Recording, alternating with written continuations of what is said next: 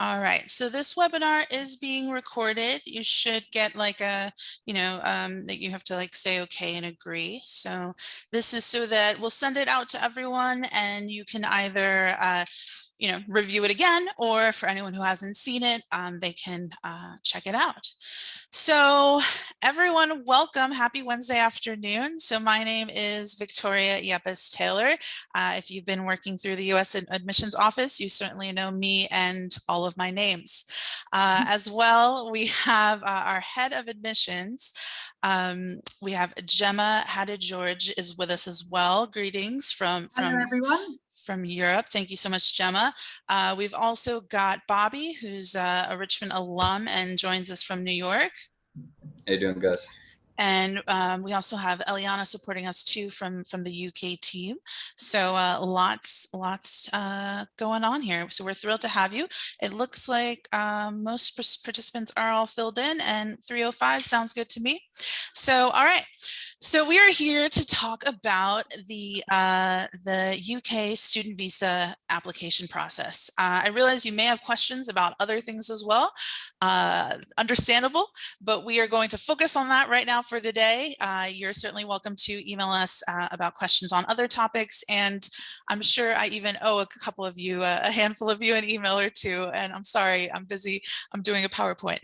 But so right now we're just going to focus on the UK student visa process and from the US perspective. So when we say US perspective in this case, we are talking about applying from within the US. So I imagine a majority of students are US passport holders. So that's kind of a majority where we will target it. And but you can also apply, for example, with an EU passport or something like that. The journey is slightly different, but there are plenty of similarities too that we can kind of cover and connect with for you there. So, okay. There's our title. There we are. And let's see, where am I going? Here we go. And so that's a little artistic image of the vignette that we're all striving to get. And then we want to get it approved. They don't actually put that stamp on it, but I mentally will put that stamp on it. So we recently sent out a packet in the mail to all of our Richmond offer holders. If you haven't received it yet, you should receive it shortly. And it's got this incredible infographic that we've been working on to kind of clarify the journey and make it as simple as possible for everyone. So I just took a little snippet of the top part because I really like it and I think it's a good place to start. So, so preparing to study in London, that is what we are here to do. Of course, step one is to confirm your enrollment and let us know that you do want to join us. So how do you do that? There's two steps involved with that. Number one is completing the offer acceptance form. And number two would be if you are a US dollar fee payer to submit your $500 tuition deposit. That does go towards tuition, and that lets us know that you want to join and that you are kind of ready to move to the next stage. And that's when we start going into our visa preparations.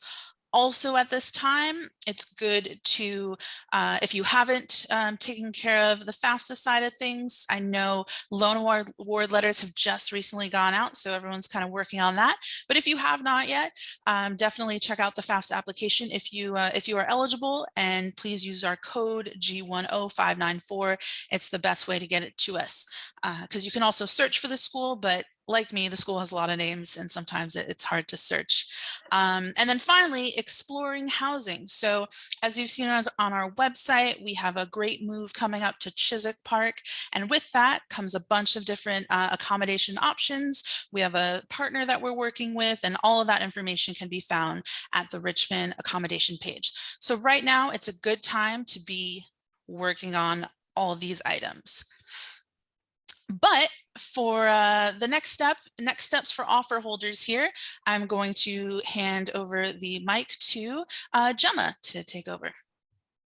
Okay, great. I hope everyone can hear me okay. Super. All right, well, it's really great to see so many of you here with us this evening or today, depending on where, this afternoon, depending on where you are in the world. As Victoria said, my name is Gemma and I work in the admissions office here in London. So in terms of the next steps for offer holders, so hopefully you've all received your offers, and if you're not sure about how to accept your offers or what your next steps might be, we just wanted to go over that sort of stage in the process before we tackle the visa section. So how you accept your offer will depend on the type of application that you've made. So if you've applied to us directly through our online application form, or you've used the Common App, then the way for you to accept your offer, to tell us that you would like to come to Richmond, is to submit the offer acceptance form. So you should have received a link to that offer acceptance form, but if you haven't, then the link is there for you on the screen, and it's just a quick online form covering some of your details and a bit of other information. And yeah, that's your first step in terms of accepting the offer. If you've applied through UCAS, which I appreciate not many of you will have done, but if you have applied through UCAS, then you have to take an extra step at first. So you need to log on to UCAS Track, and you need to make your choice directly on UCAS, whether that's making Richmond your firm choice, i.e. your first choice or preferred choice, or an insurance choice, which would mean essentially a backup option. What's really important for anyone who's applied through UCAS is to make sure you check your personal individual decision deadline, because depending on when you applied and depending on whether you've received all of your replies from your choices, everyone will have a different date by which they need to reply.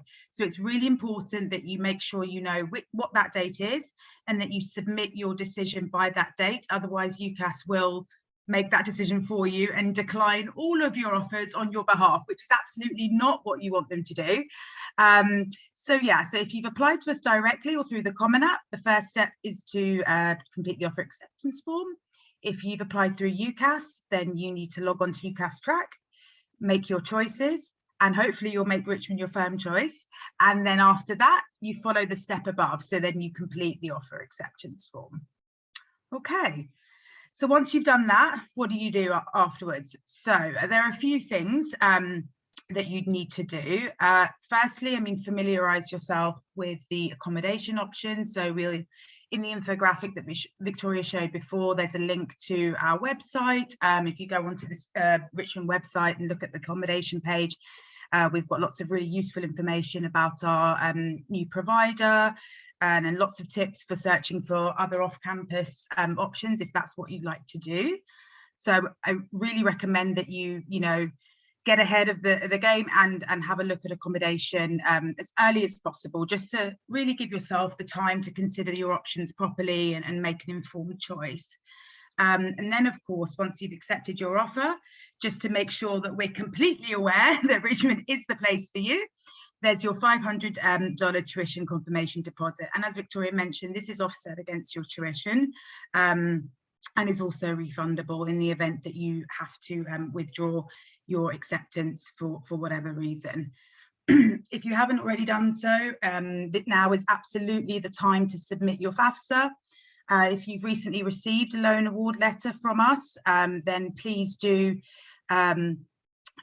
have a look at that. Let us know if you have any questions. We can put you in contact with our colleague Jason Elliott if you have any specific questions about your eligibility or the types of loans. And then please do return your loan award letter as soon as you can, because then that's going to be really important, because we'll need to have your loans all certified in order to sort of move forward with the visa process at a later stage.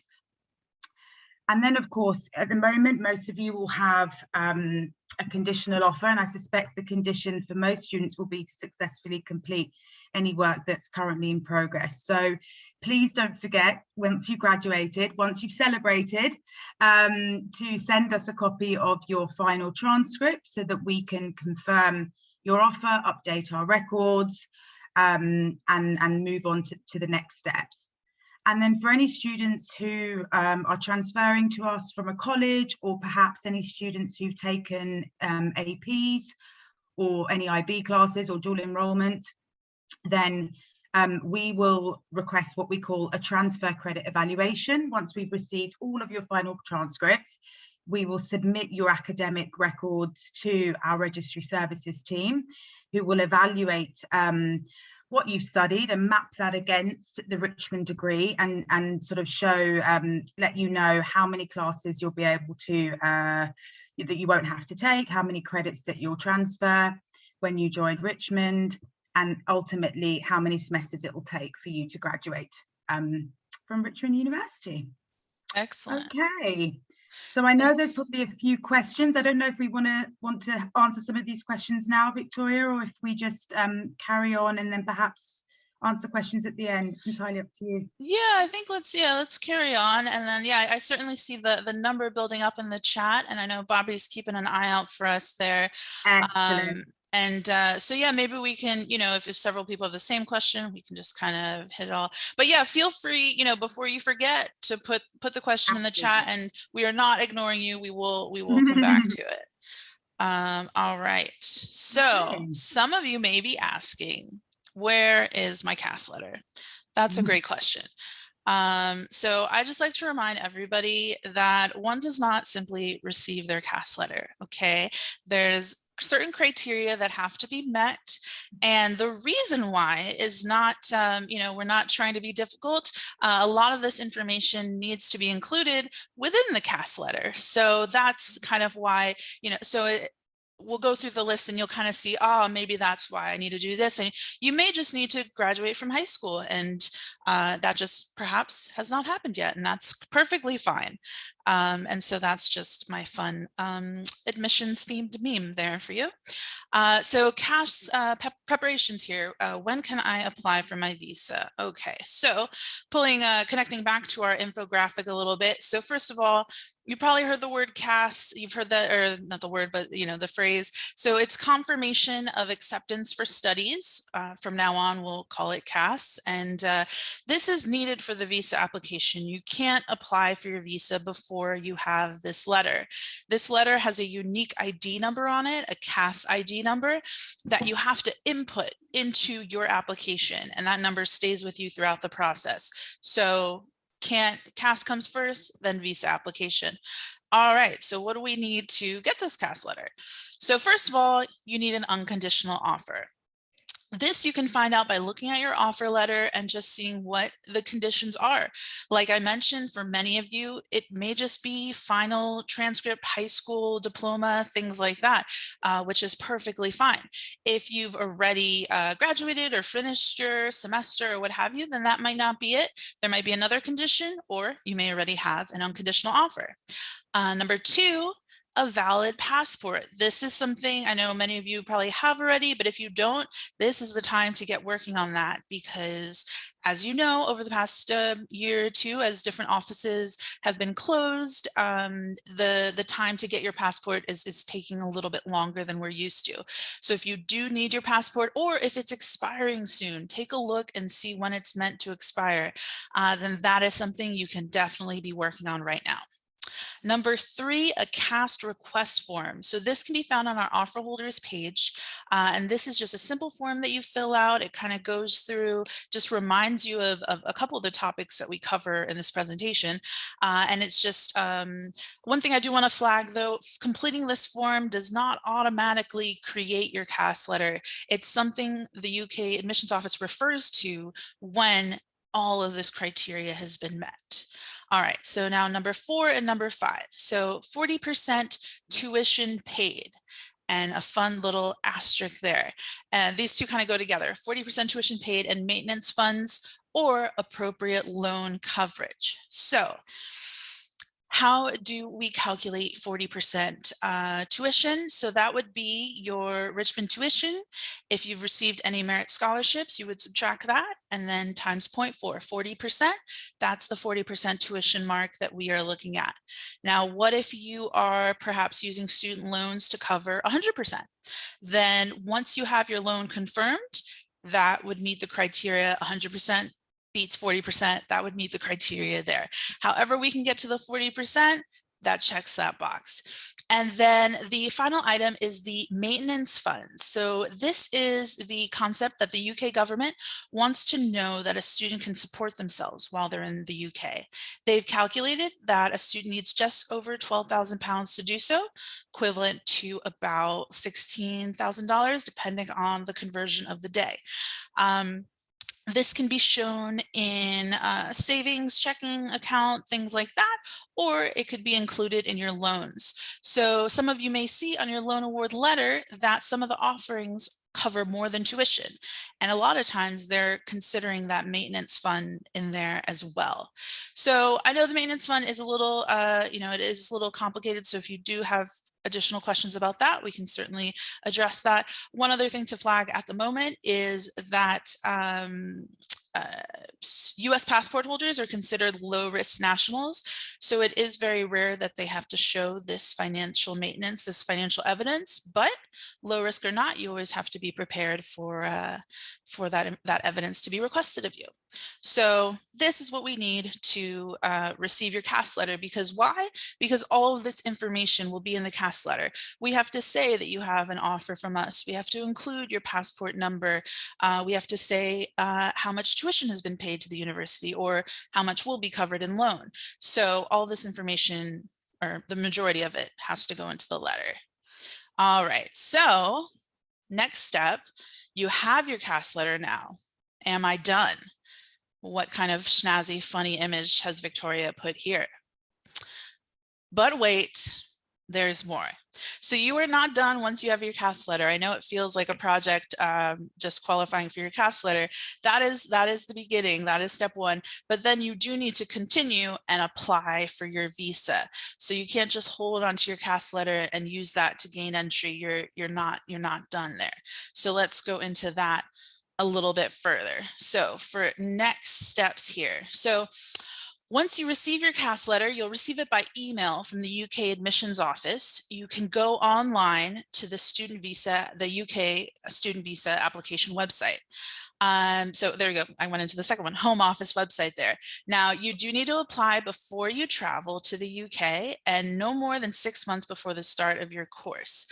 As far as the 6 months, I think we're already in that window, so you don't have to worry about that one. But yes, you do need to do this before you go to the UK or travel anywhere else with your passport, because you'll need your passport for the following steps. I just took a little screenshot here of the website just to give you a little idea. And then this is the gov.uk student visa website. There, I kind of like, I think if we've probably connected before and talked about student visa, I typically will send you to the Richmond student visa page, and then I'll also send you to the UK government student visa page. And I kind of like the idea of reading both, getting all the information you can. So even though maybe you haven't qualified for your CAS just yet, you can start familiarizing yourself with the process so that when you do have your CAS letter, you can hit the ground running and be unstoppable. So visa fees. No one likes to talk about fees, but we have to do it. So there is a visa application fee, and there is also an immigration health surcharge fee. They'll refer to it as the IHS. So the application fee is £348, and this will be paid at the time when you start your online visa application. So £348. And then the IHS fee is £470 per year of expected study. All right, so a lot of information here. First of all, right under it, I've got the conversion rate just to kind of start getting you used to, I think I pulled this on April 5th. So, things can waver a little bit, but to give you an idea, £348 equivalent to about $556 US. So that's the application fee. And then the IHS fee is £470 equivalent to about $615 US. So, and you'll see there it says per year of expected study. So when you apply for a student visa, you only have to do this one time, and it's good for the entirety of your studies. So because of this, they are looking at from where you are, where you're starting and when your anticipated graduation is going to be. So you can't, for example, get a student visa for 1 year. You have to sign up and pay the fees for the entirety of the study, because you never do it again. There's not another check-in or something like that. This is where everything gets sorted. So, and then a little asterisk here, because I didn't want you to think, so I say per year of expected study, because I think that kind of gives you an idea of the amount, and we're going to have some examples in just a moment. But they give you a little bit of, we said including any wrap-up period, because they give you a little space prior to your arrival, prior to your start of classes, and then you also have a little space there at the end of your classes too. So you do have to be covered under the IHS fees for that period too. There's a handy IHS fee calculator that'll tell you, you put in the dates of the start of class and end, and it'll tell you exactly what it is. And I'll have that link coming up in just a second. So I've got Gemma here to help me out. We've got 2 examples, and here is the first example. It would help if I unmuted myself. Okay. Super, thank you, Victoria. So we have an example here for an incoming freshman with no transfer credit.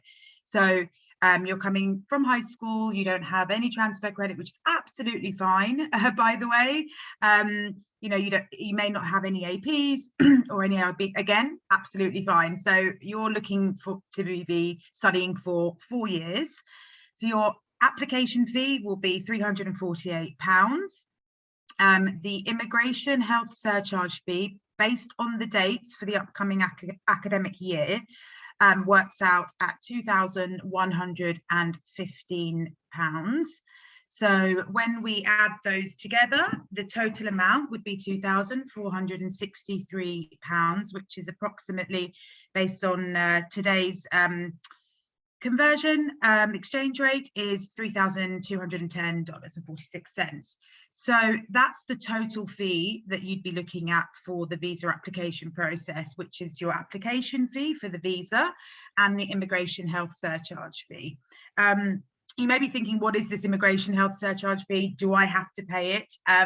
So the immigration health surcharge is the fee that you pay so that once you're here as a student, you have access to the National Health Service, the NHS, here in the UK, which means that you can use the doctor if you're not feeling well, if you have to do some routine checks at the hospital.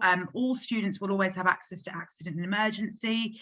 But yeah, that's your fee that you need to pay in order to access the NHS whilst you're here as a student. Now, you always have to pay that fee, even if you have, for example, private health insurance and you have absolutely no intention of accessing the public health service here in the UK, you will need to still pay the immigration health surcharge.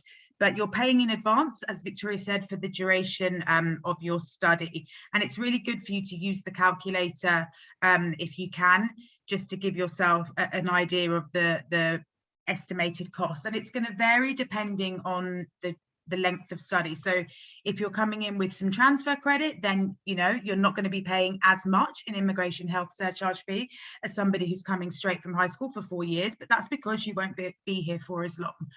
So this first example is for an incoming freshman with no transfer credit whatsoever, who's going to be in the UK starting as a freshman in the fall of 2022 and graduating 4 academic years later.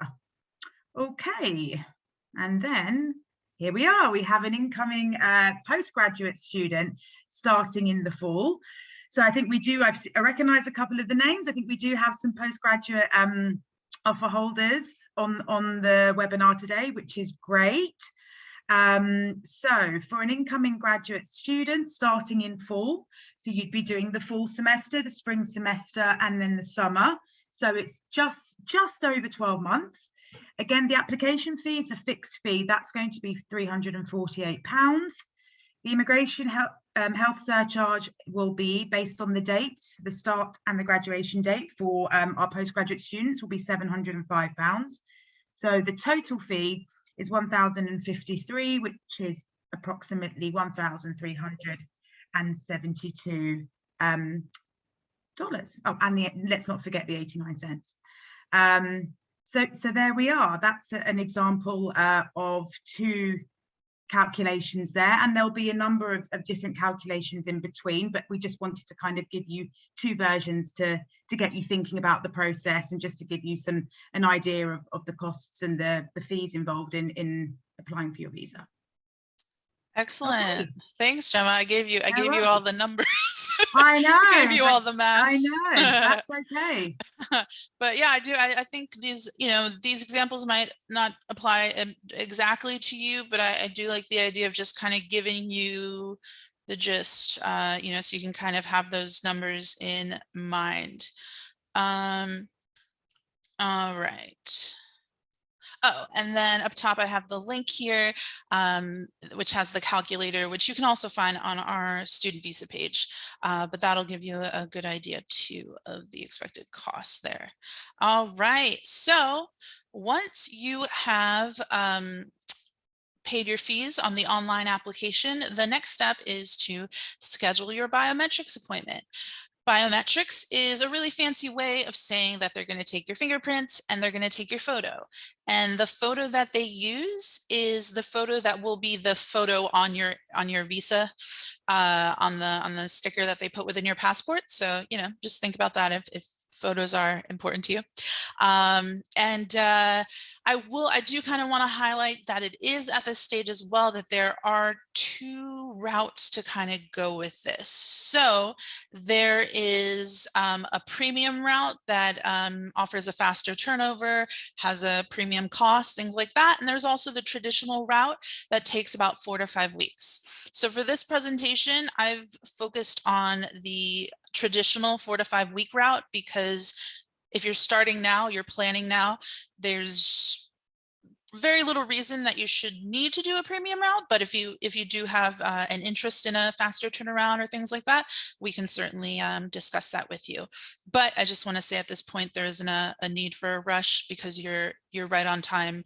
Like I said, most people are waiting to graduate, so they can't apply much earlier than this.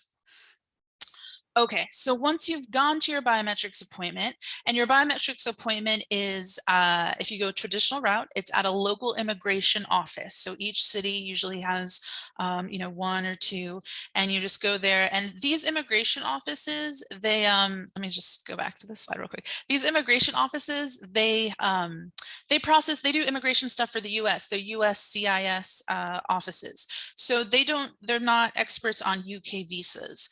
They're just doing the finger scan and taking the photos. So if you do have questions about UK visa application, you definitely want to direct those more to us than to them, because it's just not, they do all kinds of immigration things. So they're not UK visa experts at all.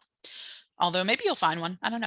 Anyway, after your appointment, they give you a receipt that kind of proves that you went to that appointment. And at that point, you have 5 days to mail your application, a copy of your application, your current passport. Yes, your treasured passport, a return label, and any other supporting documents, if you haven't uploaded them, to the New York processing office. VFS Global, they process the traditional route UK visa applications for everyone in the US. So if you see VFS Global, I just kind of want that name to sort of sound familiar, because I know you may be thinking, I thought it was UK Visa and Immigration. Who is VFS? But they're the provider that that offer this service.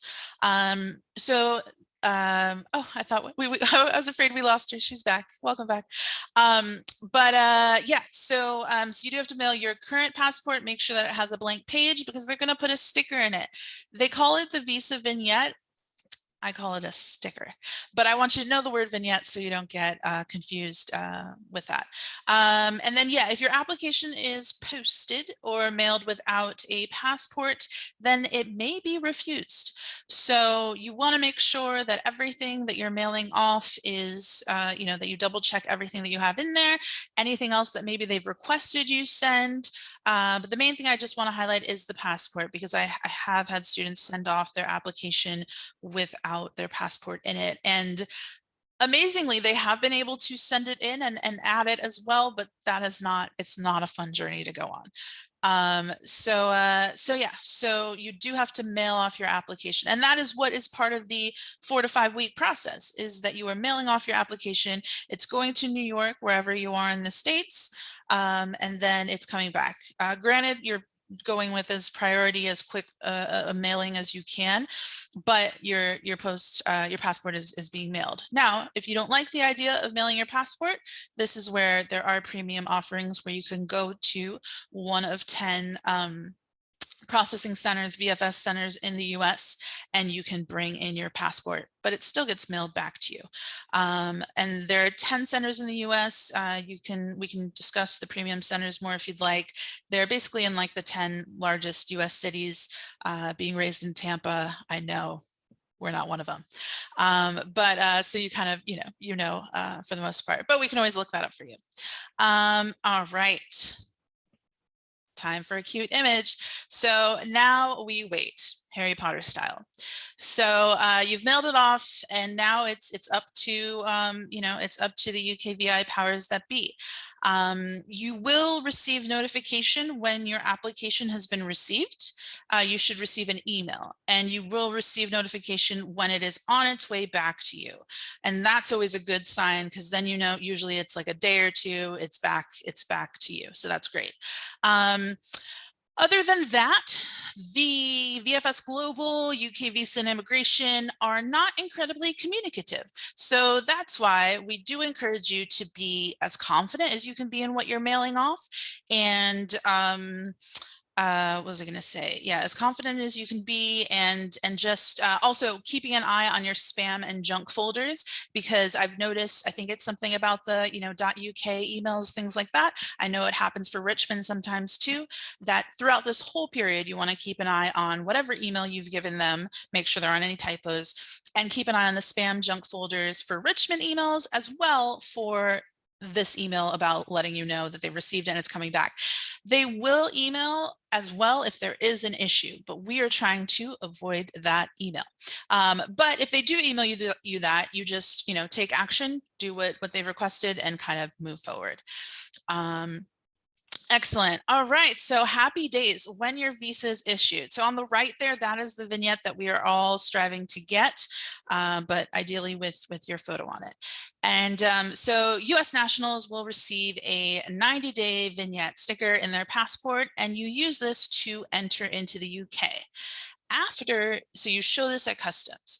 After you arrive in the UK, you collect what everyone calls your BRP, your Biometrics Resident Permit card. It's like your driver's license. It's like an ID card.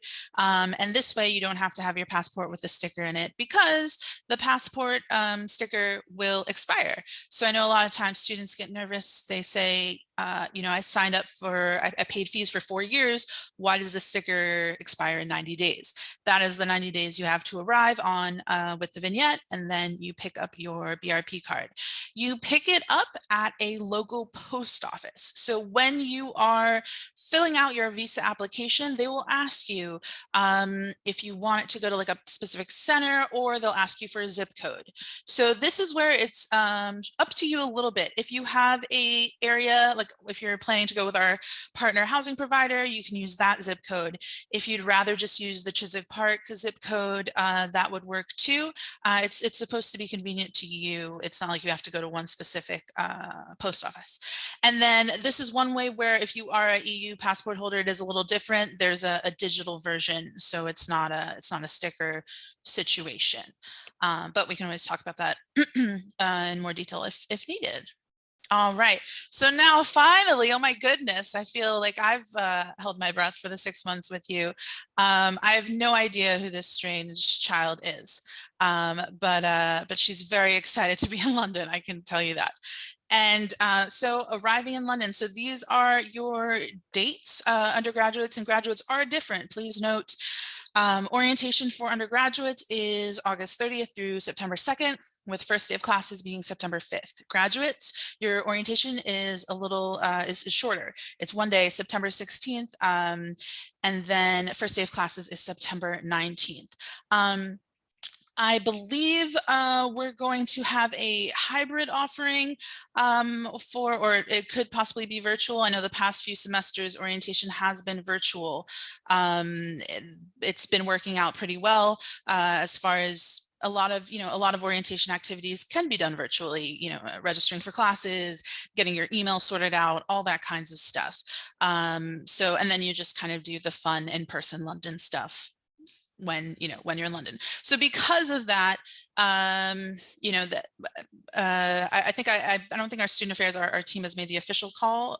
Gemma, correct me if I'm wrong about whether. No, I think just based on my most recent conversations, I think you're absolutely right. I think a lot of the preparatory work will be done online. So I think there will be an online element and perhaps testing. So if you have to do placement testing for English or maths, I think that will take place online, and we'll get your, student accounts and everything all up to speed and in the right place and all set up in advance. But then there will absolutely be sort of face-to-face on campus events, more like you say, Victoria, the on the social side during that week as well. So it will be a blended approach. So there'll definitely be an online element, but we are very much looking forward to bringing back face-to-face orientation events this fall. So yeah. Excellent. So yeah, I just wanted to highlight that because I know a lot of times the first thing that everyone's thinking about is flights and travel, which is great. But as you've seen in the last 30 minutes, there are a couple other things to think about before that. But these are the dates. Of course, official statement, we do not suggest you buy any flights until you have your visa. Of course, as a student, a past student, I don't think I mentioned this yet, but most of you know, a Richmond alum, I can certainly relate to seeing those flight costs go up, and I do understand that. But official statement is, that you shouldn't purchase a flight, or at least not a non-refundable or transferable flight until you have your visa. So you are welcome to do as you wish, but that is the advice. All right, so oh my goodness, we've made it. So now we will hand it over for questions. I do see the bubbles in the chat. I haven't been reading, but I do see that the chat has been I was going to say blowing up, as the kids say, but I don't know what the kids say. In any case, Bobby, if you want to I don't know if you want to come on mic or something, and just if there are any kind of particular themes or anything, or any slides we should go back to. I guess I'll go back to the chat myself too, and it looks like Bobby's been hard at work as well. So what are your thoughts? All right, so a couple things that have come up are there's a link for where to deposit where to submit deposits in the chat. That's also on our website. There's also a link to the CAS request form, also on our website, also in the chat. All the way back at the beginning, one of the first questions that I think we should answer, post-grad deposits. Okay, yes. So I should have said I wasn't. That was my mistake. So when I mentioned the $500 confirmation deposit, I was referring to our undergraduate students. But if you're a postgraduate student, then we don't have a confirmation. Firstly, you're billed in sterling, not in dollars. And secondly, there isn't a small sort of confirmation fee. So what will happen is once you have an unconditional offer, so you've met the conditions, whatever they may have been, of your offer, we will request an invoice to be sent to you, and you will pay your 40% of your tuition fee, or you may have loans in place to cover the 40% of your tuition fee. So you go straight to the 40% for CAS stage. There's no in between smaller deposit stage for postgraduate students. Gemma, while we're on that, there's also a good question that we get a lot from applicants, and it was, can the 40% be from the FAFSA grants? Absolutely, yes. So if you're self-funding, then, and you're not taking any loans, then you would have to pay that 40% yourself. But yeah, if you've got, if you're using federal loans or even a private loan such as Sally Mae, then we can accept that in lieu of a physical 40% payment. So yes, as Victoria mentioned in her slide, it's a 40% tuition payment or. Oh no. I think Gemma froze on us a little bit. I think she'll pop back in. But yeah, so 40% either paid through direct payment or it can be covered in loan. Most of the time, that would, most students, if they're doing that, they do 100%. Are you there, Gemma? I think I'm back. I think you're back.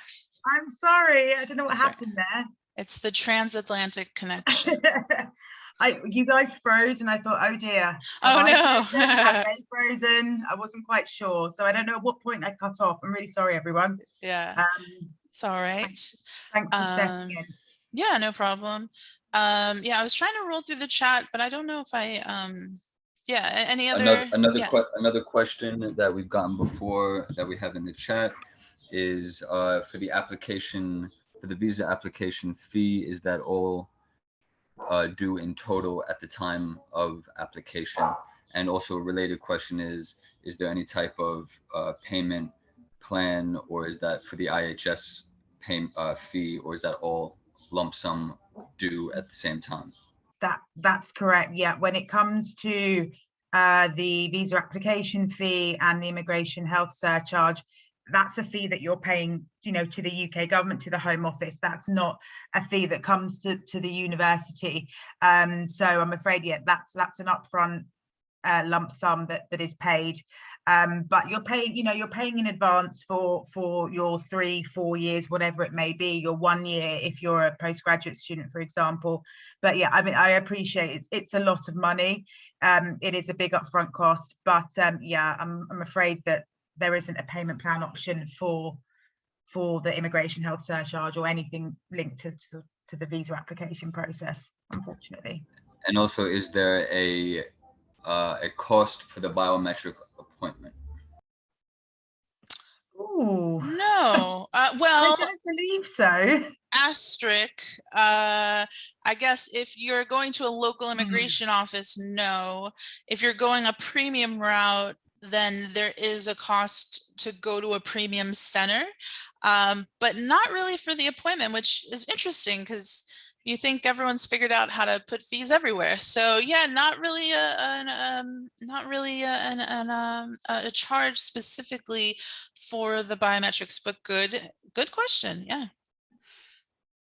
Also, in regards to the passport being valid, Mm-hmm. when would you like to explain how long we recommend our applicants have a valid passport before applying? So how much time do they need? If it's going to expire at a certain time, when do we recommend they get it renewed? Should I take this one? Oh, sure. Okay. Okay. I mean, if you ideally, it would be good to have a passport that's valid for the duration of your study.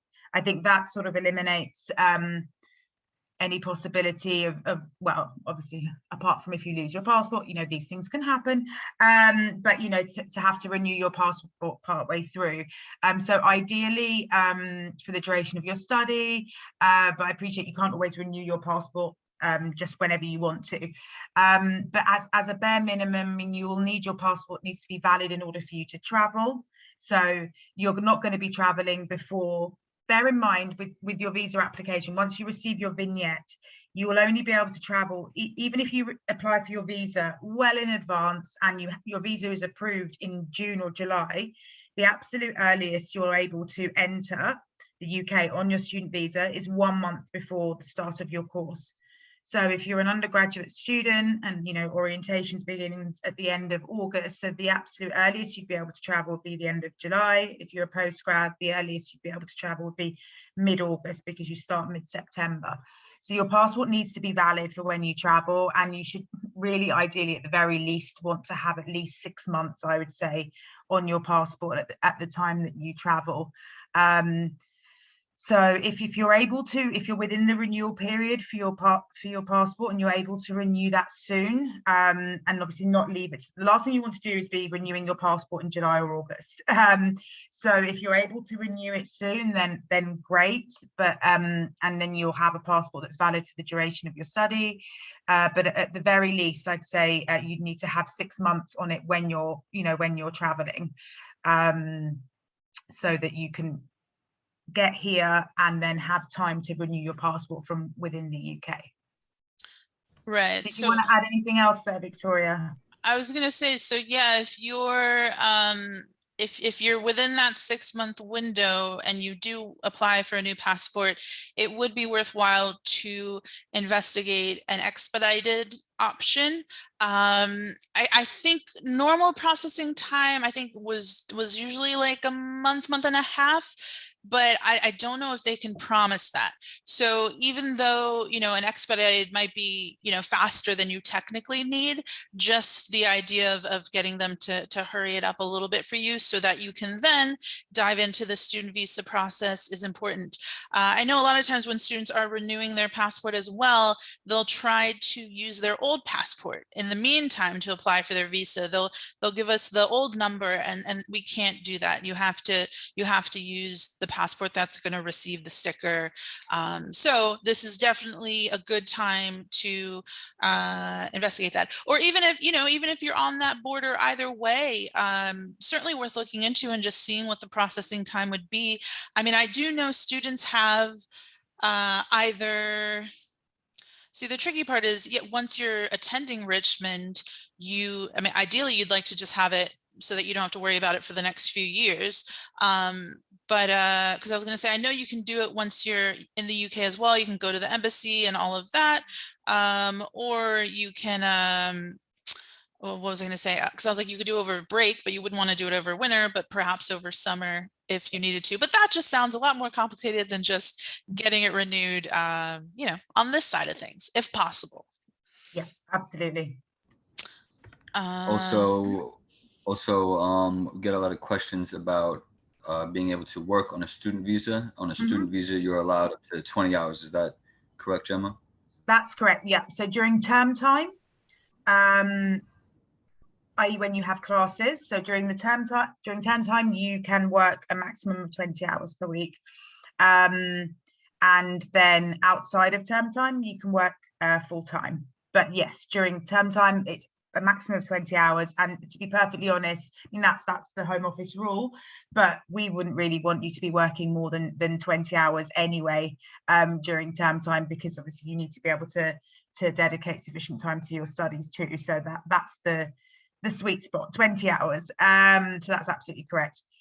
For any postgraduate students who are studying on a part-time basis, so just to clarify, if you're an undergraduate student on a student visa, you have to study full-time. And at full-time for undergraduate students at Richmond is between 3 and 5 classes, or 9 or 15 credits. However, postgraduate students are allowed to study on a part-time basis on a student visa, but the one condition relevant to this point is that you cannot work at all. So that's just something to keep in mind. If there are any postgraduate students here who are thinking of studying part-time, yes, you can study part-time on a visa, but you will have no work rights whatsoever.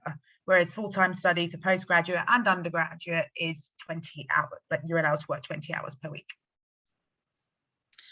And then what is it? And I'm sorry if you did you mention, like, I think during holidays and breaks you can work as much as you want if you wanted to, although work on a full-time basis. Excellent. Super. All right, any other thoughts? We have a question about, it's not visa related, but it is, are there any current COVID test requirements upon landing in London? I know obviously that's changing, that's subject to change with UK government policies. Yes. So at the moment, I know, Gemma, I know you're in the UK.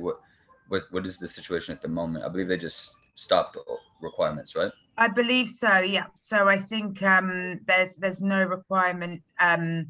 I think, well, it depends on your vaccination status. So I think if you're fully vaccinated, arriving in the UK, you do not need to quarantine, and I believe there aren't any COVID test requirements. But if you're not fully vaccinated, or there aren't any countries on the red list at present, but if countries were to be added to the red list, then there would be different requirements for red list countries. But as things currently stand, yeah, we don't have, there aren't any countries on the red list, and there wouldn't be a requirement to test if you're fully vaccinated. We also just got a good question that I think speaks to a lot of Richmond stories, which is if you have a US passport but live in Europe. So would you like to speak about the visa application process? Yeah, absolutely. So just to make sure I've got this right, a US national domiciled in Europe, living in Europe. Okay, yep, that's absolutely fine. So when it comes to applying for your visa, for a student visa, this is, you can apply from your country of nationality. So if you're a US national, you can apply from the US. If you're a dual national, let's say you're a, I was about to give a really bad example. I was about to say, let's say you're a dual British US national, then you wouldn't need a visa. So bad example. Italian American, then you could apply from Italy as well. So you can apply from a country of nationality or anywhere where you are legally resident for anything other than a short-term visit. So what that means is if you're a US national and you pop to Paris for a holiday, you can't apply for your visa from Paris because you do not normally live in France, you're just there as a tourist. However, if you are legally domiciled in another country, because let's say you live in Europe because your parents work there and you have work the dependence visa, or you live on one of the military bases.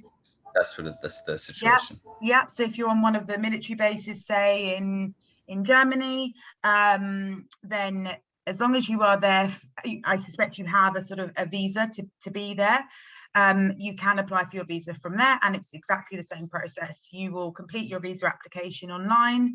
You will book a biometrics appointment, and then you will submit your documents. So it's exactly the same process. Excellent. And I think one last question that I saw come up maybe twice in the chat and in many of my emails with some of you guys is, when do you select your classes? And that will be done in orientation week, the week prior to getting started. That's right. So you have some time to think about it, guys. Don't worry. Yeah, don't worry. We start on the Tuesday, and we'll be getting you all set up on your accounts on that day. Then for those of you who need to do placement assessments, you'll take those tests. They'll be marked and you'll get placed into English and maths if you need to take maths. If you're exempt from those placements, you'll be notified. Any transfer credits or advanced credits from APs or any dual enrollment or any college credits will have been evaluated. And then by the Thursday, if you already have transfer credits, you may be able to register a little bit earlier, still that week. Whereas everyone else, come Friday, you'll be meeting with your academic advisor and choosing your classes. So that's by the end of orientation week. And then the first week of classes is also add drop week. So you'll be able to change your classes should you wish during that first week too. Gemma, we got a quick question about add drop. Now, I don't think it applies to PGs. Is that right? Or sort of. Yeah, I mean, no, you're right. Not in the same way. So for our postgraduate students, certainly starting in the fall, in most cases, the 3 classes that you're taking are core classes that you'd have to take. So if you're on one of the programs with 3 core classes in the fall, then those are your classes. I guess at most you could drop one, but not necessarily, you wouldn't really be able to replace it with another one because there wouldn't be any other class going. But potentially, you know, in the spring, when you return in the spring and you perhaps have 2 core classes in an elective, or maybe 1 core class and 2 electives, then yes, you know, if other electives are on offer and you think, oh, I'm not quite sure about this one, then you have an opportunity to switch up. But for most classes in the postgraduate programs starting in the fall, all 3 classes in the full semester are usually core requirements. So like I said, you could potentially drop a class, but you wouldn't be able to replace it with anything else. So yeah, and of course dropping a class would have implications for your graduation, because you then need to make that class up the following year. So yeah, it doesn't really apply to postgrad in the same way. Right. So just quickly, let's see. Yeah, if you have any dual accredited classes, definitely send us those, whether we're waiting for, you may be waiting for IP, AP, IB, or dual college credited, anything like that. Yeah, definitely get in touch with us about that so we can get you a transfer credit evaluation. And going back to our applicant who is applying from a military base, no, your documents would not be going to New York. They, do you know, Gemma, is it all managed on the base, or you go to the embassy? I'm not as familiar. I'm not sure if it's managed on the base. I think you would go to, The US an embassy. Yeah. Gotcha. Okay. So yeah, so yeah, we did kind of come from sort of just applying from the state's perspective. So yeah, if you do need more information about applying from your current location, definitely reach out. We certainly can help you with that. Well, we are coming up on the hour. I can't believe, at first I didn't know if we had enough to talk about, but man, there's always enough when it comes to visas. we could talk about visas for days. Don't get us started. I know. How sad are we? So what was I going to say? We're going to do another one of these sessions in about 2 weeks, looking at the same time, same day of the week, same time, just trying it again, just to see if there's anybody we missed, or if maybe you're further along in the process and you have new questions. And then we're also going to try in May a Saturday as well. So we're trying to kind of cover everybody.